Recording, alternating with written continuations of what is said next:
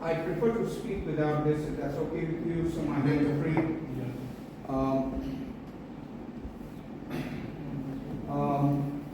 For me, this is especially auspicious because the gentleman who introduced me to the talk today was the prefect who actually received me to Gwalior House when I became a boarder.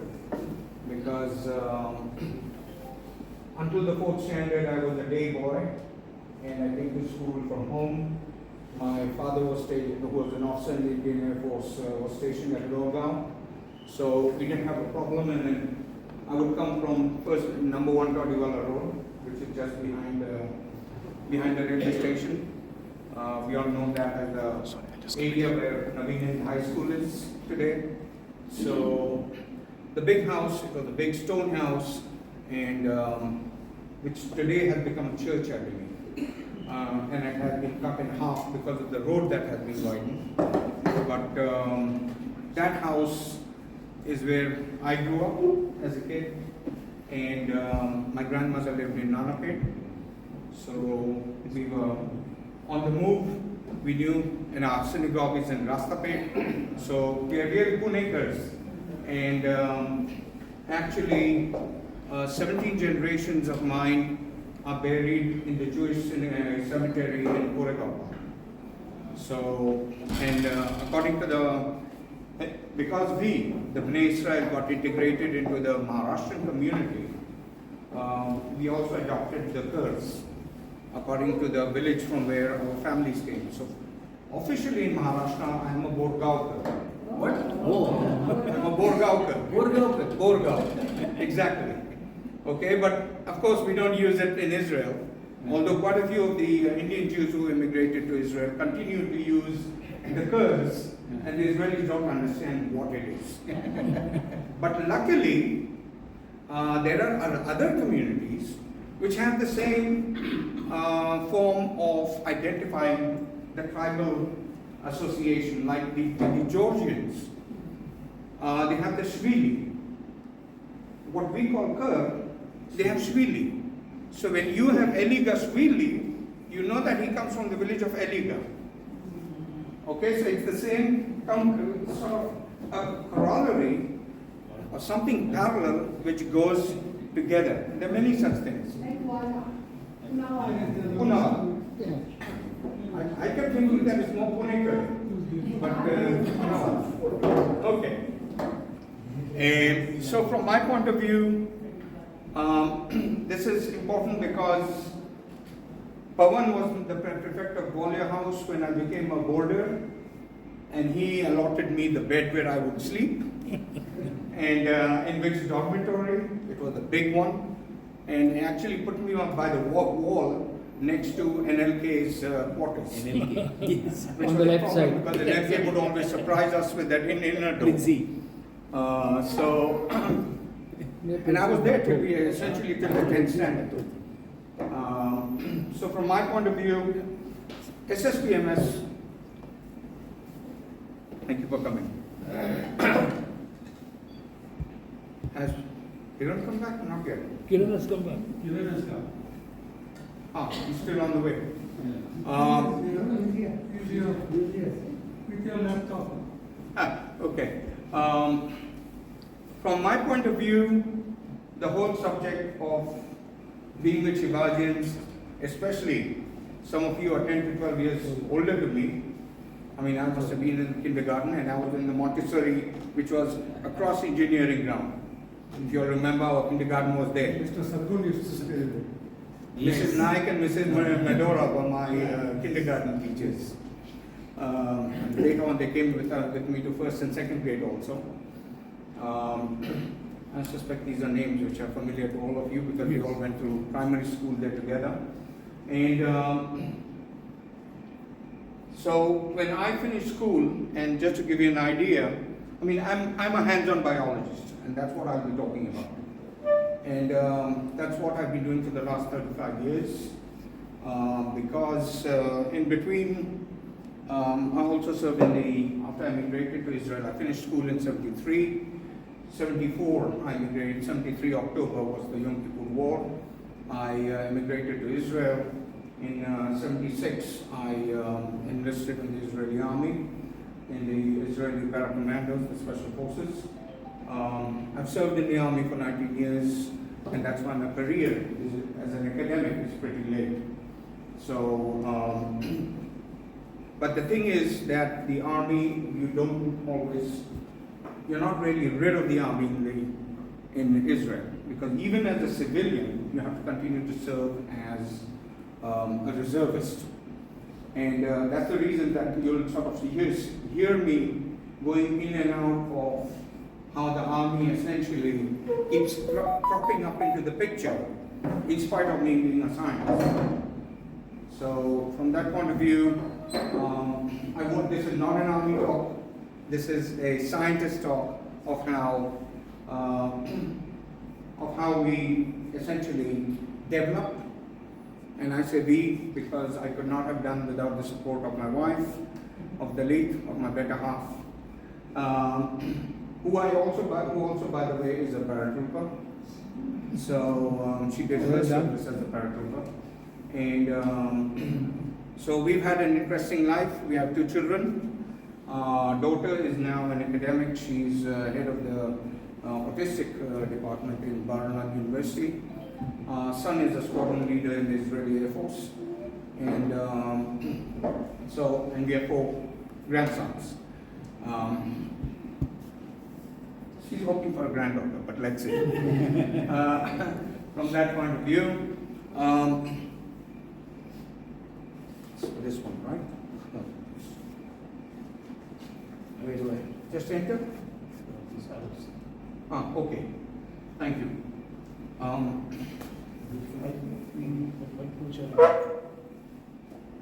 That's the one. Okay. So as I said, we grew up in Pune. This is my dad's. This is our number 121 Road house. 3 brothers. My elder brother Michael, who was also in SSPMS till the 5th standard. My younger brother was not, because then my father was posted to Jodhpur, Pathankot, further on Jorat. This is in Nanapet at my grandmother's house. Then my great grandfather is blessing me. My grandmother, my father. You can't see it very well in this picture, but in the house, as I said, we Jewish families, the Pune Israel, were very integrated into the Maharashtrian way of life. So in the background is actually the forum that my mother made out of beads and glass tubes. I think you know what I'm talking about. In the 50s and 60s, that's our Lower Gaon bungalow in officers' quarters. My parents' wedding picture. Switch, please. This is once again in the Nanapet house near the temple. That's me starting kindergarten in the Air Force School, Lower Gaon. My mother has a very different story. She actually was born in Quetta. Her father was worked in the postal services of the British Raj and the partition, and she experienced some very, very nasty things in Karachi on the way out to try and catch a steamer with her mother and 2 other siblings. That's a whole different story of those experiences. And to tell you the truth, that is the reason that I'm writing a book which is titled Between 2 Holocausts. Because both of us are essentially products of 2 different Holocausts. I am of the partition. Her parents are survivors of the European Holocaust. So it's how we come together with two different cultures with similar experiences. It's a very different story. Everything okay? And then they succeeded coming to Mumbai, to Bombay. They were put in an internment camp in Indore. And till then, my grandfather got a job as the GPO of Nagpur. So they lived in Nagpur for a while. and that's when my grandmother essentially made the pairing between my father and mother. She went to the indoor camp to see mom, you know the system, and the marriage was held in Pune at the Rastapet synagogue, and the rest is history. That's where we lived. Can keep going, it's okay? Yeah. So that's when they still lived in Nagpur. These two were born, two of my uncles were born afterwards in Nagpur. There were two others. And the story is that when they were going to the steamer to go to Mumbai, a crowd encircled them, were going to hack them to pieces. And then luckily, one of them pulled down my uncle's trousers. And he saw that he was circumcised. So he said, "Ye Musalman hai." And that's why they let them go. That's the only reason they survived. But the other story. This is us in 73, Gwalior House, the year I graduated. I was the prefect. And of course, horse riding, boxing. My old boxing partner is here, Swarup Kolhapur House. As I said, that's when I'm used to just doing it myself. I went to Israel, went into the army, and essentially, that's my team in the para commandos. And if you have not recognized me, I'm here as the commanding officer. You wouldn't have recognized.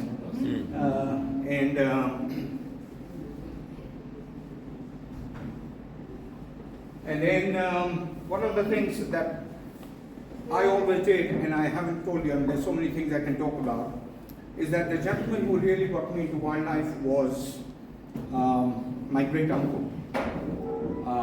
He was the batchmate of Salim Ali, not as famous as Salim Ali, but he set up and built the Ahmedabad Zoo. He was very instrumental in Gir. His name is Reuven David. I'm his namesake. And Reuven David, as a zoologist, was very famous in the Ahmedabad area in Gujarat. And whenever we went from Pune to whether it was Jorat or Pathankot or other places, we always had to go through Ahmedabad. So we stayed with him, and that's where I caught on to certain things. And at the Air Force bases where we were born, where we lived, one of the things that I noticed was that a certain bird was impaling prey on the barbed wire fences. And that is a question that I asked my granduncle, and I said, why is that bird impaling prey? So at the time, the answer he gave me was, oh, they're playing around. I can't say that it really satisfied me. And that is a question, by the way, I also put to NLK in our cherry blossom class, because I also belong to his bird watching group. And I kept asking him, sir, why do these birds impale prey? And you have to understand, this basic question has made my career. This is what I have been doing for the last 35 years, answering that question. That started out as a high school student in SSBMS. Even in school, by the way, those who knew me, I always had squirrels in my pockets. I always had little snakes. I always walked about with things in my pockets. Okay? I was notorious for these things. I even have pictures of me as a prefect in Gwalior House with a squirrel on each shoulder, on the pips. So that's how I used to be. And it simply developed into, the hobby developed into a profession. Next slide, please. So here you can see on our wedding day, that's my unit's sergeant major. And he was our commanding officer, later became a member of the parliament of the Knesset. Next slide, please. We have toured the world a lot.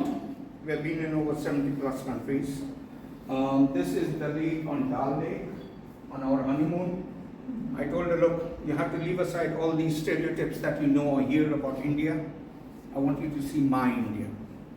So after we got married in 79, I brought her here for 2 months in 1980 and took her around what we had done, where my parents were stationed, where we went for our vacations, what we did.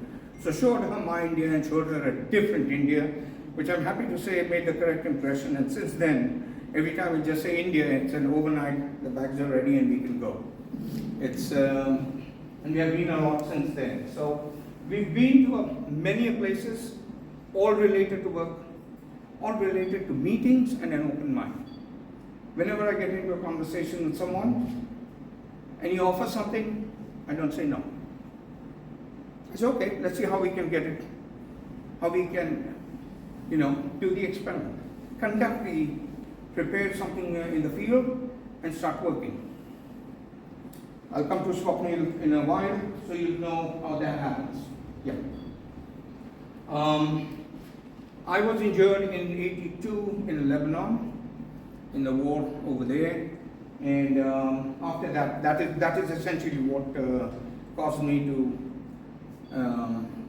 get out of uniform and become a civilian, a scientist. And I started out with being in charge of the cross-country raptor migration survey. And this is me with a red-footed falcon. I learned trapping, I learned handling, and working with birds of prey. So, and what we would do that for is essentially, first of all, bringing the bird, putting an aluminium band with a ID on it, a serial number, taking biometrics, taking blood samples. A lot of this came into play later on when in the late 1990s there was the big scare of the bird flu. And so the Israeli Ministry of Health requested me to take blood samples to verify whether migratory birds were essentially moving the virus around. And at my ringing station in Eilat, I was able to sample over 200,000 birds. So from that point of view, that came later. In '87, I did my BSc and BEd to first degrees, and with the lead, you can see she's co-authored with me over here. We had a new discovery to science.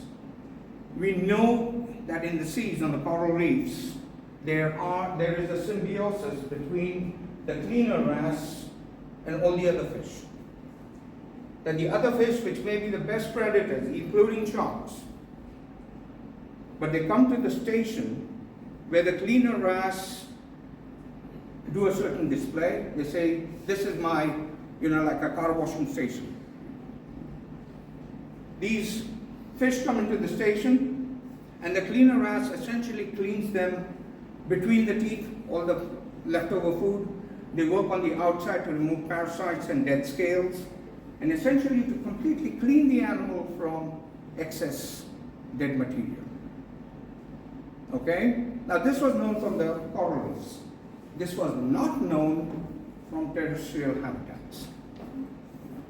And that is what we were the first in the world to discover, to science, that the same thing happens with Tristan grackles and Nubian ibex in the Judean desert. So we went up the Engedi waterfall, up the cliff, and that's where we found these stations. This has subsequently been verified and noted in Sinai and many other places, and suddenly people have started noting the science behind the oxpeckers that sit in Africa on giraffes or rhinos or whatever. That's a symbiosis. It's simply no one had described it before. So we were the first to do that. And we also know this from the various, you probably know this Babulcus ibis, which is the English name? Cattle eater, which move around in cattle and do the same thing. It's a free cleaning service for the mammals. It's an easy source of food for those giving the service. They don't have to work hard for it. So it's a symbiosis which is very, very advantageous. Next, please. This was still during my first degree. So here we come to the question of, so why do they impale? And this is when I first met Professor Barry Pincher, who's, by the way, it was very funny that when I was introduced to him, and it turned out that he's a South African, we started exchanging notes. And it turned out that we had grown up in almost the same school. We wore the same uniforms, you know, the stockings up to the knees and our blazers and everything. Well, that's exactly how he grew up in South Africa. Okay, so it was very pleasant to see how the two from two different countries essentially grew up in the same education system. But coming back, when he asked me, so what is your research question? And the answer was, well, around the Beaucaire, where the Desert Research Institute is. Thank you. It's warm. Okay, thank you. Where the Desert Research Institute is, there is the Great Grey Shrike. It's the same Great Grey Shrike that we have in India. I said, I'd like to try and study why Great Grey Shrikes impale their prey. Okay, something that came up to me as a child, as I said. And so I started to manipulate, started to document the territories, following each bird, marking the territories. Back then we didn't have GPS and all these things. So we're still talking about a very old system. We didn't have computers. I wrote my master's on a typewriter. Okay, so we've gone through a very, very big evolution since then, and our generation actually, and started documenting the places where the birds were caching their prey items. And then I randomly chose 3 pairs who I would manipulate, and 3 others who I would make rich. So I would remove the prey items from the territory of 3 of these chosen and augment 3 others to see what would happen. And what happened was very interesting. That in January, when the females came in, it turned out that they are essentially window shopping. Okay, they're going through the different territories, looking at what is in each of the caches of the prey items as a signal for male quality, and then they choose which male to mate with that season. And what was even more pronounced, and of course I had 6 pairs that were controlled, that I didn't touch, in addition to the 3 that I manipulated. And it turned out that the 3 that I had removed their caches were not chosen by females at all. Sorry to say I screwed up their season. But the 3 that I augmented became polygynous. They had 2 females in parallel, something that had never previously been documented for passerines like this. So what we can see here is essentially how one male has sequential breeding with 2 females, while the controls have only 1, maximum they can have a second breeding, but set apart, not overlapping. So the 3 males who are augmented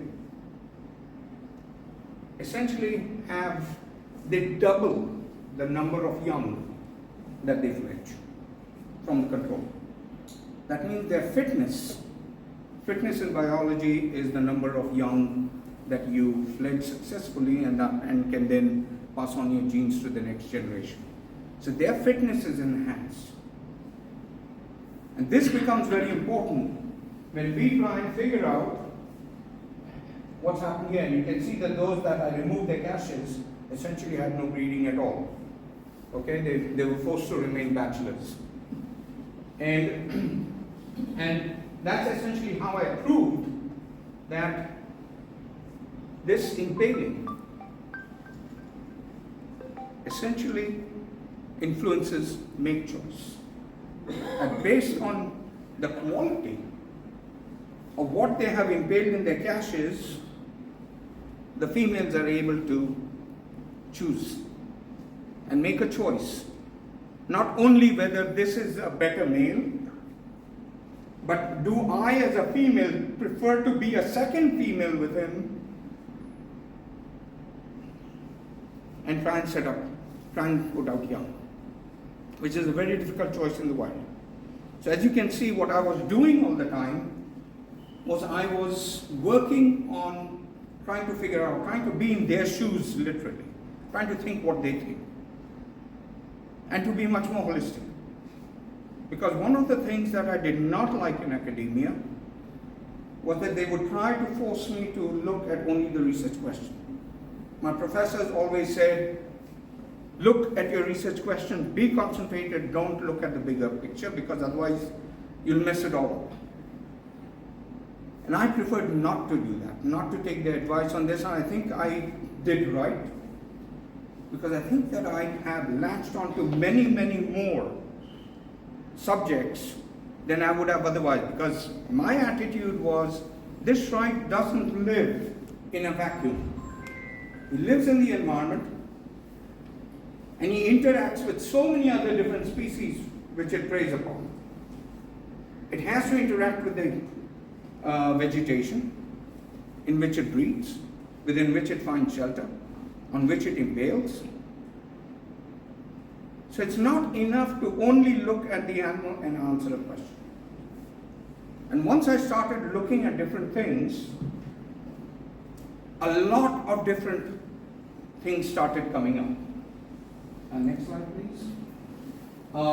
And what happened was that this study really became very, very, I should say, an important piece, accepted to the top scientific journals, and I was invited to give 2 talks at the American Ornithologists Union conference in Pittsburgh in 1979. I came to this conference, gave my talk. Turned out that the organizers had mistakenly placed them back to back, which is usually not done. I didn't see it as a problem, and gave the 2 talks, and I think they went up well, because afterwards, when I was standing at the buffet for lunch, the gentleman in front of me turned around and said, look, if you ever decide to come to the States, my place in Florida, this is my card. I'm the director of the Archibald Biological Station in Florida, and you're welcome to come and do research on shrikes with me. The gentleman behind me also tapped on my shoulder and said, look, I'm Professor Tom Grubb. I'm a professor at the Ohio State University, and I'll be happy for you. I have a place, I have a stipend right now for a PhD student, but it means, and we are talking of here in August, if you can come by December, you can be my PhD student. So came back home, we had a long discussion. By then we had 2 children. We decided we were going to take them up on it. So we decided to, in December, I was already in Ohio. Went to the Ohio State University and started my research. Initially, Professor Grubb wanted me to work on tits and woodpeckers. I did not really, and especially in the cold, in Ohio, in the snow, I was not very comfortable. So I remembered I had this card from Dr. Jen Fitzpatrick from Florida, saying that he would be happy for me to work on shrikes. And that's how essentially I called him up and I said, would you be agreeable to standing by your word? And he said yes. And so that's how we moved to Florida. Much warmer climate, greener pastures and areas, nice area with lots of shrikes, lots of impalings, a lot of work to do. And that's how I started my work on loggerhead shrikes. That's not me, right? I hope. silent. Yes. So you can see us as we came in 93, just before leaving actually back to Israel. That's Dalit with both our children. Once again here, working also with, we did a lot of work, enjoyed. Blowing Rocks Nature Reserve, where there are lots of sea turtles, loggerhead sea turtles that come out to lay eggs. We toured the US. The agreement I came to with John Fitzpatrick, I'm mentioning his name because some of you may know him, because the year we left for Florida, he became the director at Cornell University. So we went in parallel. And my agreement with him was that every year I would choose the conference farthest away from Florida to represent and give my talks. He would pay me for the air ticket, but we would drive. And that way, with our van, with the late and both the kids, we really drove for months to get to a conference and back. Okay, so we got to see a lot of the states, much more than most of the US people know their country. So one of the conferences that was in Montreal, we drove all the way up on number 1 from Florida, went to Montreal, did the Gaspé Peninsula, that's a picture with the gallants at the Gaspé, at the Isle Bonaventure, and then came back to Florida. But what was happening in Florida at the same time, while driving south, quite close to our house, we noticed that all the traffic was in the opposite direction. We could not figure out what was the problem. So we stopped by a policewoman and we asked her, why is all the traffic in the other direction? Because you have to understand that we were listening to cassettes of Rappy, all the children's songs, but we have to keep them busy. And we didn't know, we weren't listening to the news. And it turned out that there was a hurricane headed towards Hurricane Andrew, headed to Florida, and right into our research area. We looked at each other and we said, well, we also have to experience a hurricane, so let's go for it. So we went back to our house at Archibald Biological Station, and we survived the hurricane.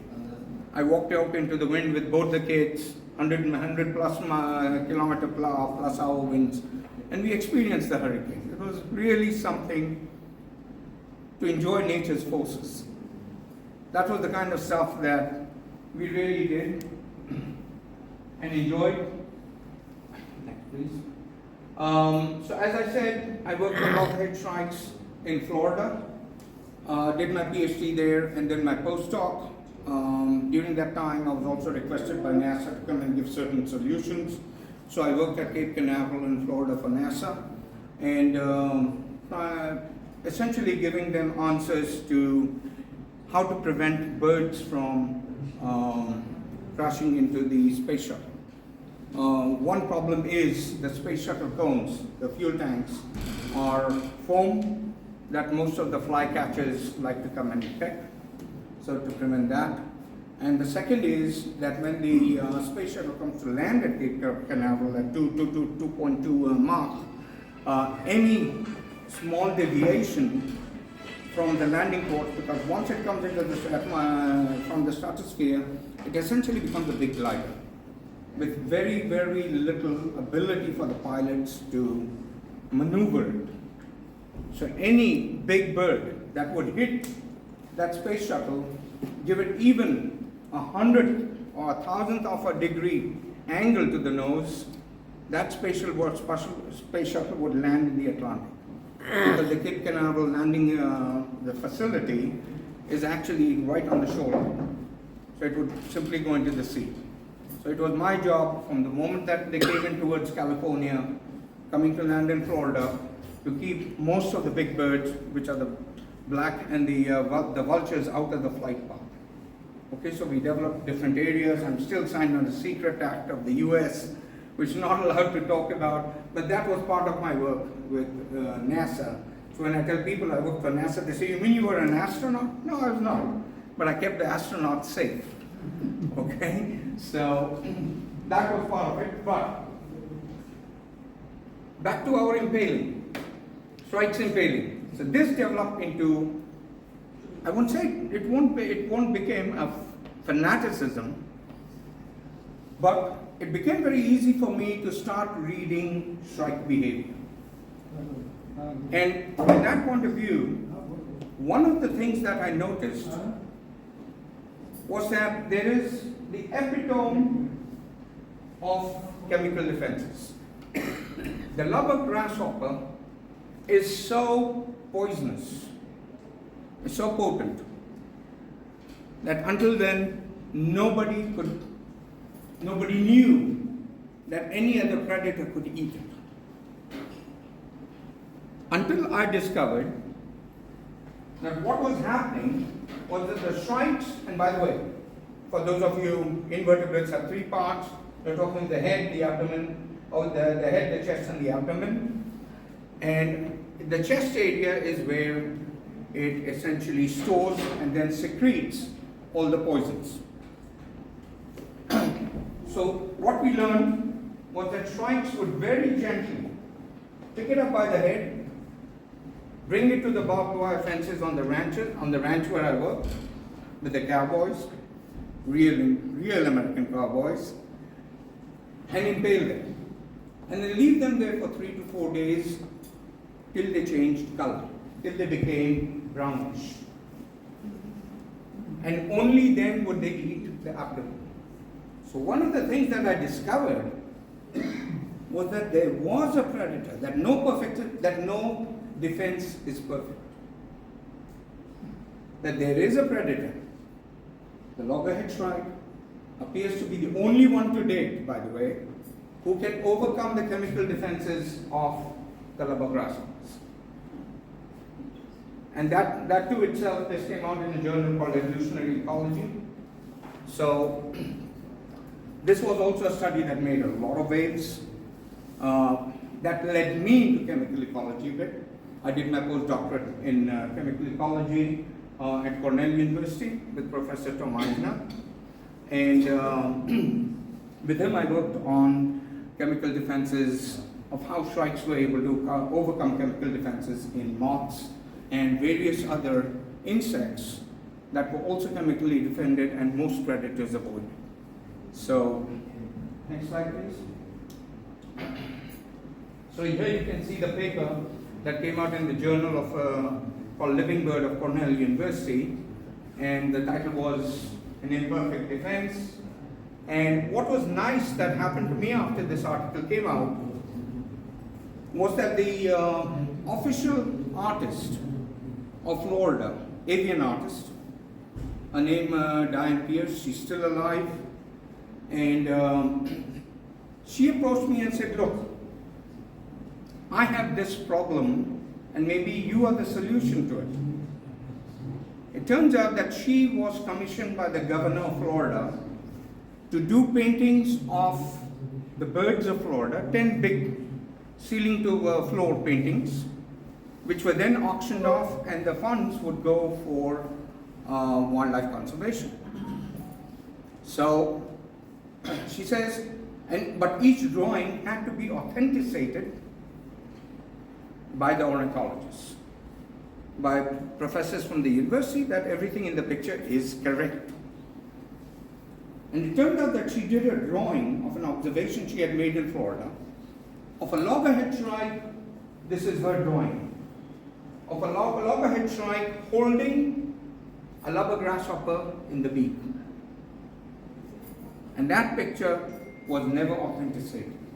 She said no one accepted that lubber grasshoppers could eat, or that loggerhead shrikes could eat lubber grasshoppers. So would you agree to sign this at the governor's mansion? I said, sure. Since we have the proof, and the Canadian Wildlife Service came down and even filmed all this, they made a natural history picture out of it for CWS. And we have all the documentation on the proof, and that's what we did. And that's when her 10th picture was eventually accepted to the governor's mansion. And luckily, I mean, we became good friends after that. She gave me quite a few drawings of hers especially an original pencil drawing with the of the young loggerhead shrikes just as they fledged. Next slide, please. As I said, that's impossible. Ornithologists scoffed, okay, that they wouldn't allow Diane Pierce's drawing to be allowed as being authentic. Okay, that's the drawing she made for me of young shrikes fledging from the nest. It's a one of a kind in the world, and it's hanging in our house. We have quite a few of these by now. Okay, so the loggerhead shrike became quite a seminal work for me. Worked on them for 5 years. I'm the only alien, as the Americans call it, the only non-American who wrote a species account in the birds of North America. And I was then the chief author for the whole family account of all the shrikes of the world that appeared in the handbook of the birds of the world. It's an 18-volume series, and I did volume 13 with my team of psychologists. Okay, so now this is when in 1993, we then came back to Israel, and I will continue about what I did when we come back from Israel after you've had your tea. So we'll take a break, about 15-20 minutes, and then continue the second half of the talk. Thank you.